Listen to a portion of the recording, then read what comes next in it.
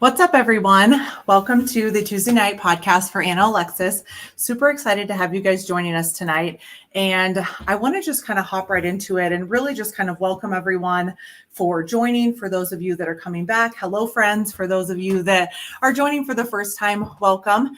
This is the Anna Alexis Podcast that will be here every Tuesday night at 5 p.m. And really what I wanted to just jump into is really touching base on what we talked about last week. So last week, for those of you that didn't get a chance to tune in, we were talking about the themes that we have, these recurring things that we kind of do to self-sabotage ourselves, and finding the theme that even if the situation is different, how we are approaching the situation is the same, with our excuses, with our distractions, and what we really tell ourselves. And then taking that next step of like, how can I implement not self-sabotaging myself? How can I implement something daily or weekly or monthly to just go and say like, hey, I'm going to be on my team. Or, hey, I really noticed that every night after dinner, I turn on the TV for 4 hours. Maybe I'll do that for 3. Maybe I'll skip that and take a walk. And even if you can't do it every day, just acknowledging like, oh, that is a pattern. Oh, I do see that I do that to take myself out. Like one of the things for me, even though I have a newborn, getting up early, hate it. Hate all of it. Hate it, hate it, hate it. You know, I'm like, I could get up early and take a walk. And I'm like, okay, well, you have to get out of bed to take a walk. Like your baby is ready to go. And so just kind of acknowledging those patterns of things that it's like, oh, that is taking me out. Yeah, I don't want to be like that. And because really it's like, as it's been kind of sitting on my heart, is it's like what I'm realizing for myself. And I don't know how it is for you guys, but it's like, we give up, then we give in, and then we just kind of keep coasting through this like mediocre existence, continuing to think that like we're going to have time. Oh, we have time. Oh yeah, tomorrow is going to be very much the same like today, thinking that we're just really always going to have it. And it's like, I can find myself finding this pattern of like waking up, getting on my phone, going to work, eating dinner, watching TV, back on my phone. And then for the weekends, I'll like change it up a little bit. I'll do laundry. Maybe go to the grocery store, maybe go out and see some friends, and realizing what is my pattern? What am I escaping? Because a lot of times it's like, we're just escaping ourselves. Like we're escaping the things we don't want to do. And so that's why I started this podcast. The Anna Alexis Podcast is designed for people who kind of realize that over the course of months or years, whatever it is, decades, they've just left parts of themselves behind. And sometimes we leave ourselves behind even for justified reasons. You can leave yourself behind because you have a baby you need to take care of, or maybe you're taking care of a parent, or you're having to sidestep to pay off debt. And all of those things are justifiable, but noticing like, where can I honor myself? Where can I honor my whisper? Where can I honor the true essence of me, even in those different seasons of needing to leave things behind? And so, and just really kind of getting to where it's like, if we live the same 40 years identically, can we really call that like a life? Or did we just do the same thing on repeat? Like vacations may have changed, but are we living a life, or are we just kind of coasting through it? And so that's what I really want to challenge, because a lot of the times with those themes that we have with excuses, it's like they keep us on the bench from doing anything. And then the distractions just completely take us out of the game.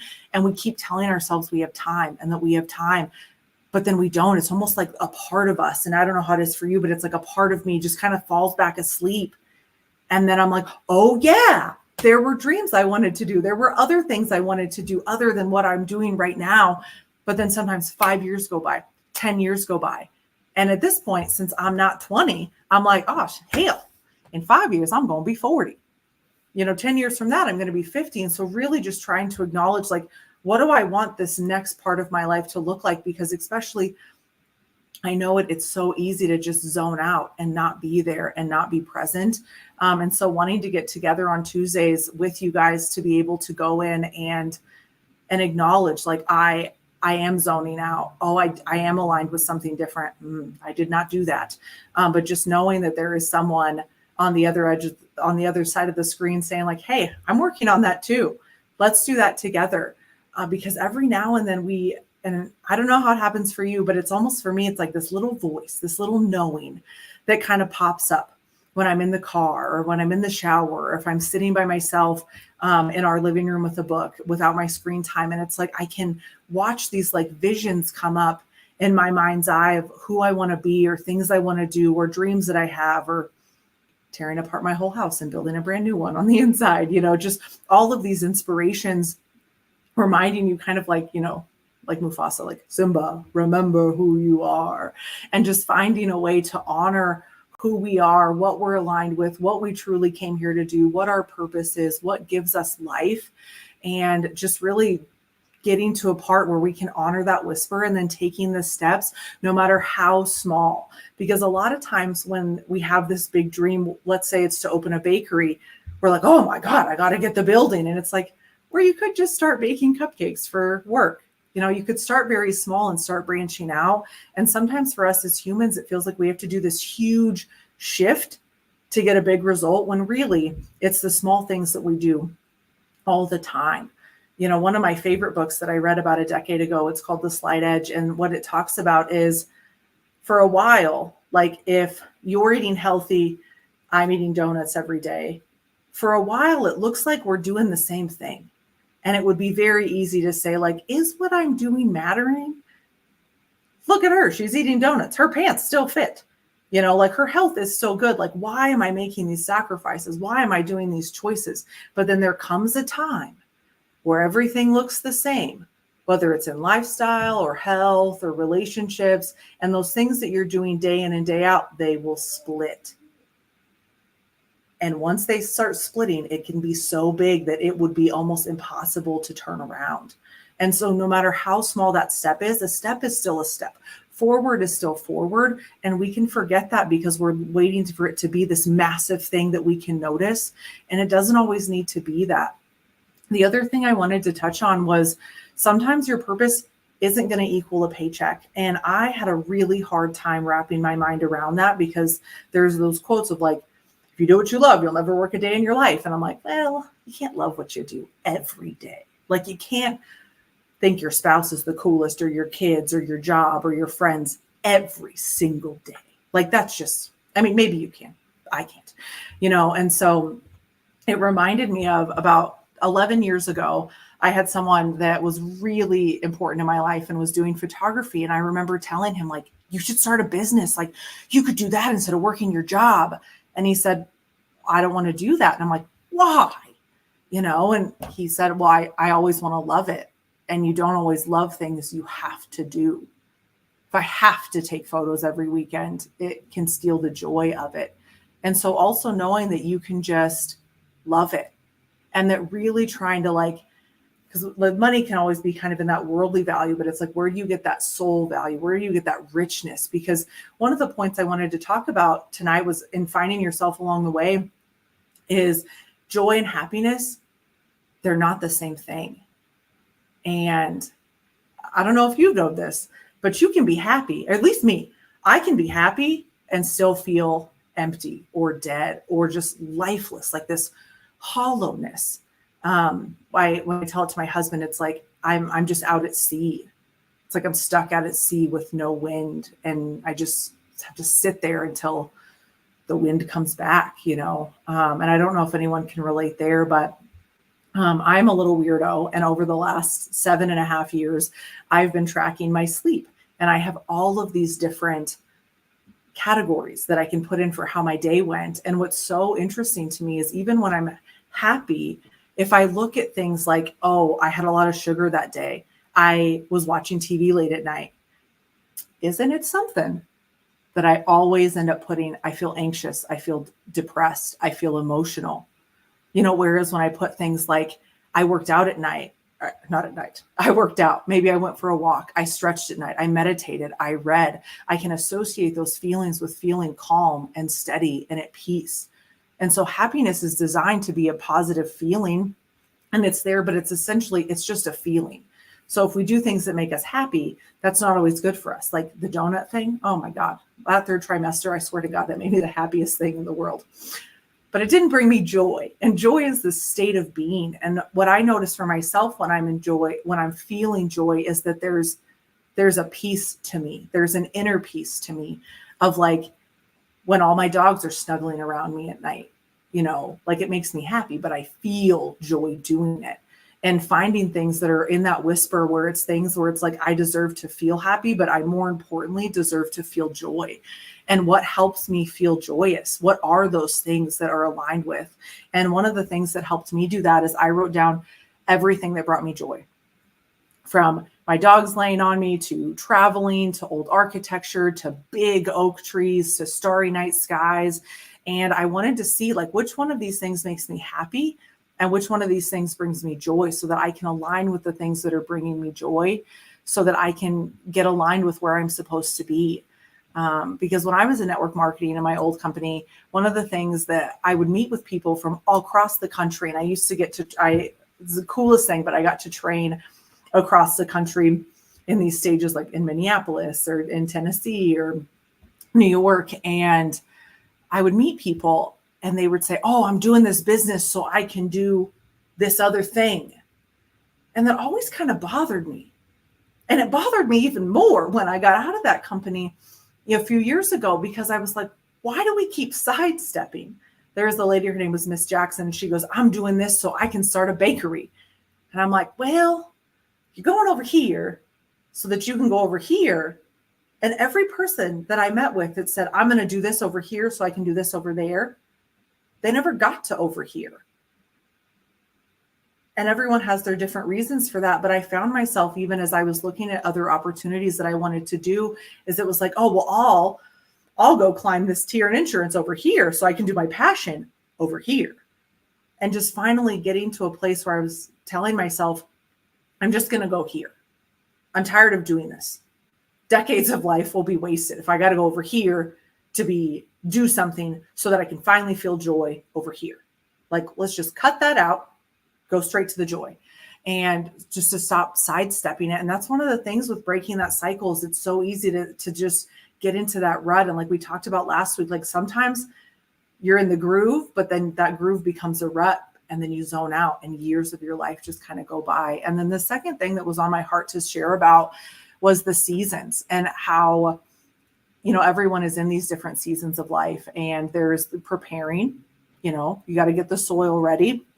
Then you got to plant everything. And even if you water it, there's still weather elements that are out of your control. So even if you're doing everything correctly, there are still things out of your control.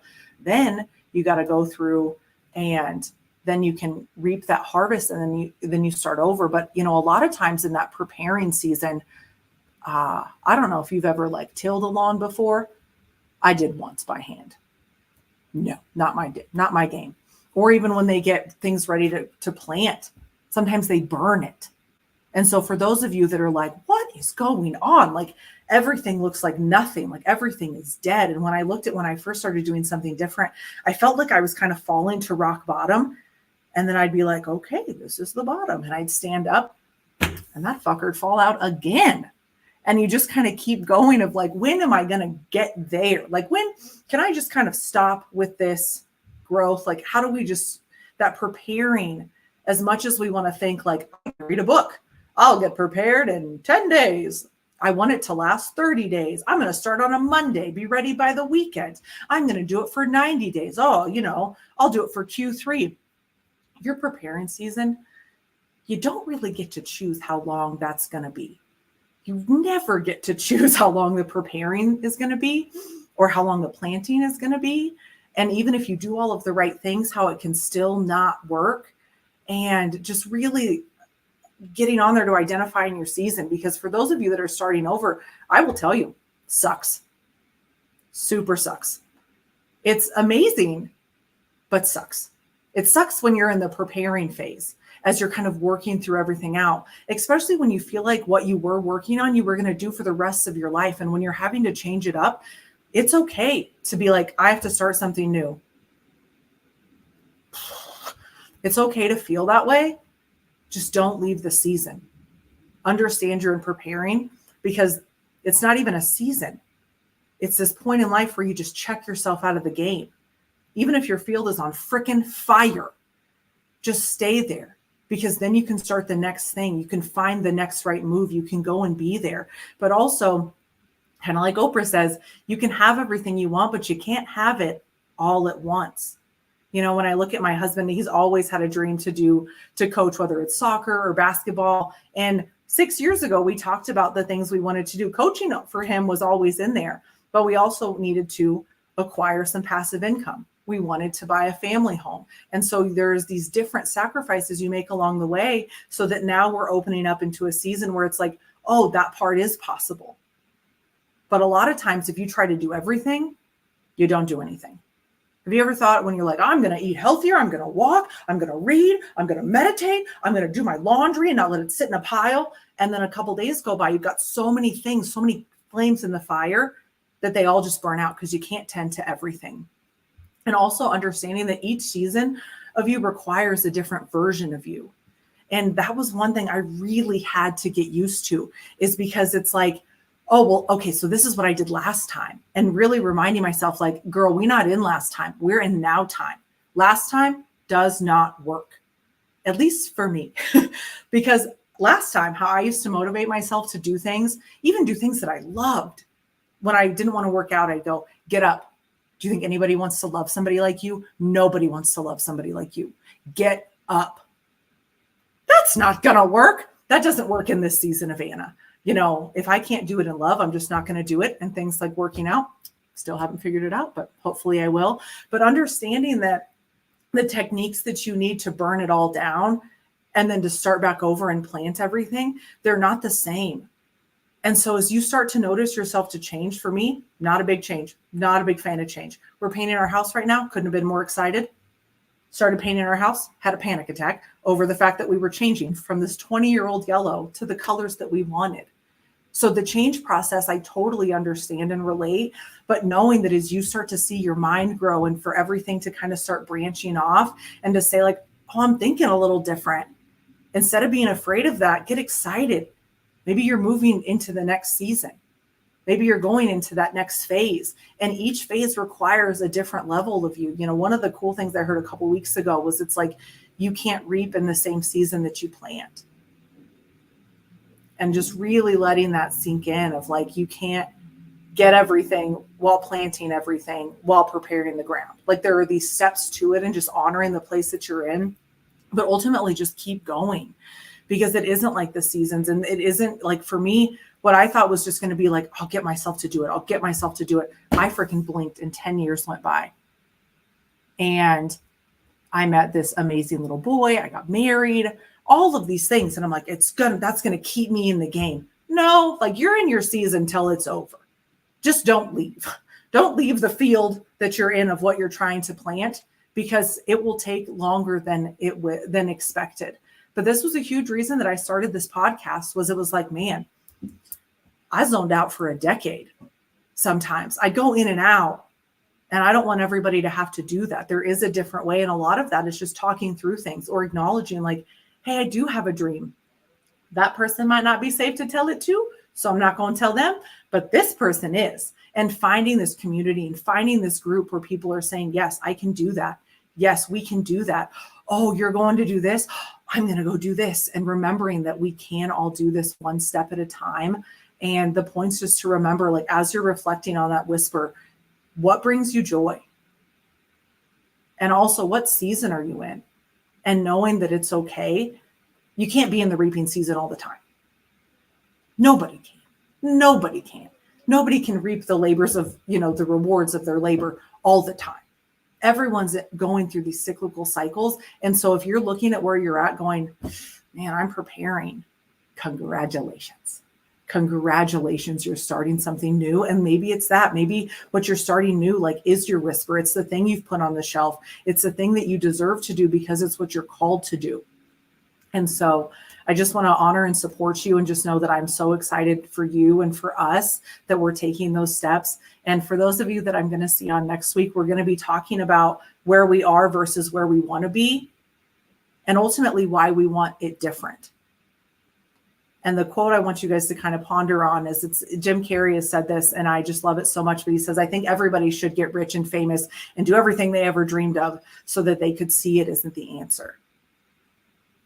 And so once we find out what brings us joy, we identify our seasons, we cast out those distractions and excuses. Let's figure out exactly what we want and why. You guys, thank you so much for taking part of your night to spend it with me to go through this. I'm so excited and just so honored that you guys have hopped on and joined. Very excited to go on this journey with you and excited to work with you guys and tune in next week to get to know you guys all better. Thank you so much, and we will see you then.